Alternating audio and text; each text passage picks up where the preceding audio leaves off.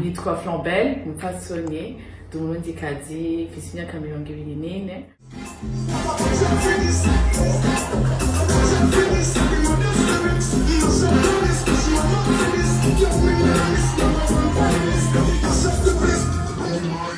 Alors Jay ikintu ca mbere kinyaspira mu kazi ku DJ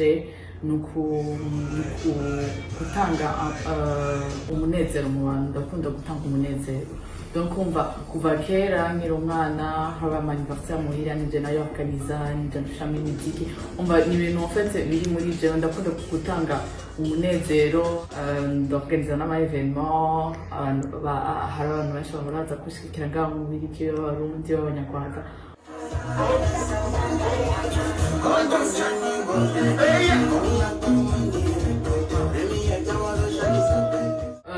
En tant qu'umukobwa déjà premièrement ngaha mu Bubiligi, tutanguriye ngaha mu Bubiligi turi minorité, donc non seulement ndi umwirabure, ndi n'umu afrodescendant, ntabwo navukiye ngaha, ntabwo mfise abavyeyi.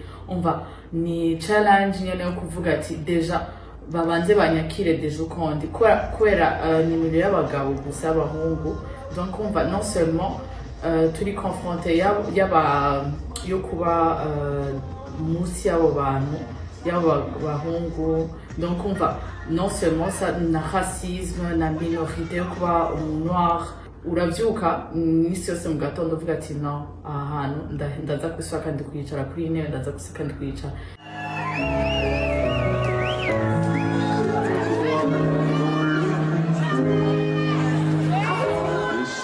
Milieu y'abartiste ni milieu isaba kuba uri concentre, donc utegerezwa kuba ufise uba wariyubatse wenyene kubw'iwawe, kubera kugira wafronte